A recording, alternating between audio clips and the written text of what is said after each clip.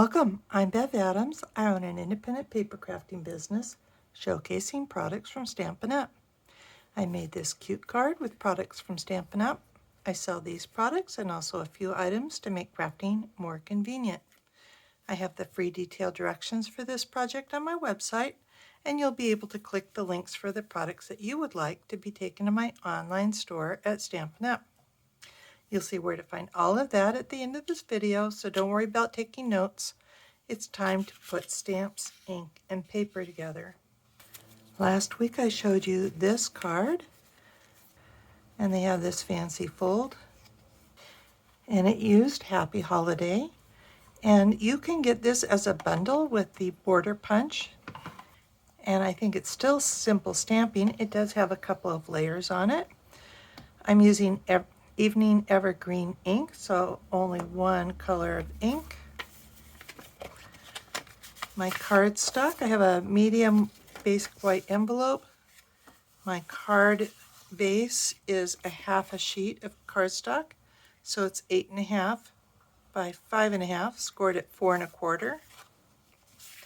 I have a piece of basic white that's 4 by 5 1/4 for the inside. I have some of my basic layers. This is Cherry Cobbler. It's 2 3/4 by 4 1/4, and a piece of basic white that's 2.5 by 4. This is Soft Succulent, and this is actually scraps that I had left over from my Christmas cards. This is 5 3/8, and the width doesn't really matter, but it should be at least 2.5. And some of the Designer Series paper. This is Tidings of Christmas, and this is actually from our annual catalog, so don't miss it. This is also 5 3/8 by 2 1/4. So on the smaller piece, I'm going to stamp Noel. Stampin' Up! Recommended the blocks B, C, D, and E for this, but you really can just barely fit the bird on the D block. You can use the D block for all of these stamps. And so I'm going to stamp with the D block, Noel, near the bottom.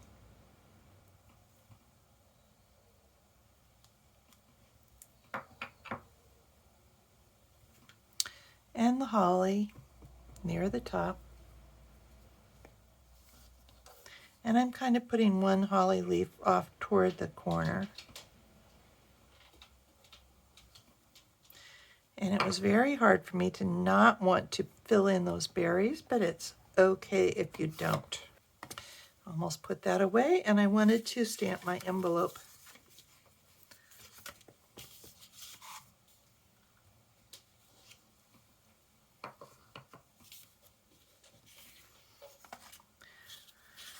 Then on the inside, I'm stamping Christmas blessings to you and yours. Again, you could use sharing the promise of the season, Christmas blessings to you and yours, wishing your family health and happiness throughout the coming year, Happy Christmas. All of those can go on the inside.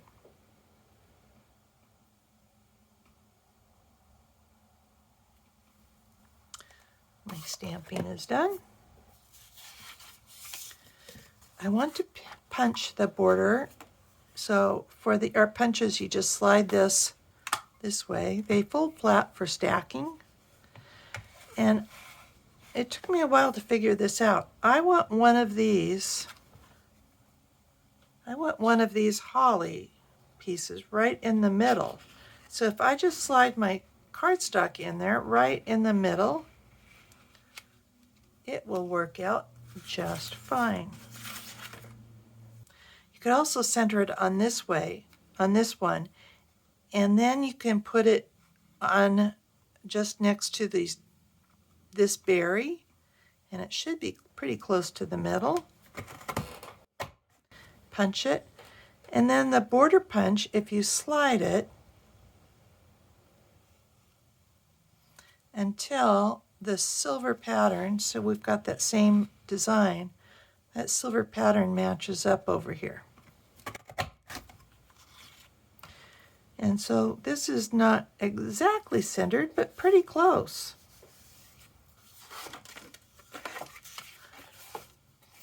And then we're just going to glue this.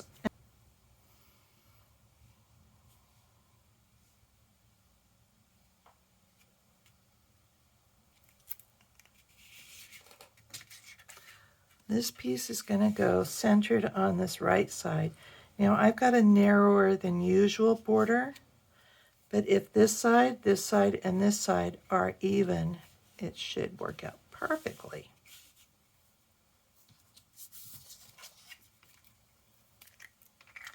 This designer series paper should be the same height as the soft succulent piece.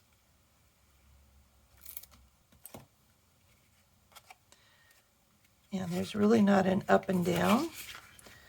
So I'm going to turn it, again, I'm left-handed, so it's easier for me to turn it upside down to find, so I can see that edge there.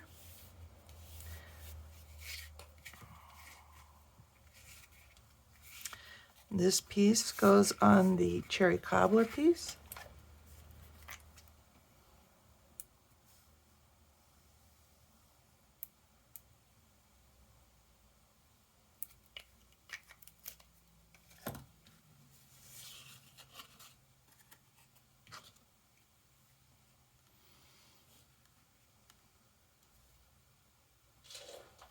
And I do like the liquid glue because I can wiggle it around just a little bit. I'm going to use dimensionals on the back of this. These are little two-sided foam hexagons. And I'll put one in each corner. And I usually put one in the middle. And these raise this up a little bit and really add a lot to your card. And this is going to go over to this side, just leaving a little tiny border there. This piece goes on the inside.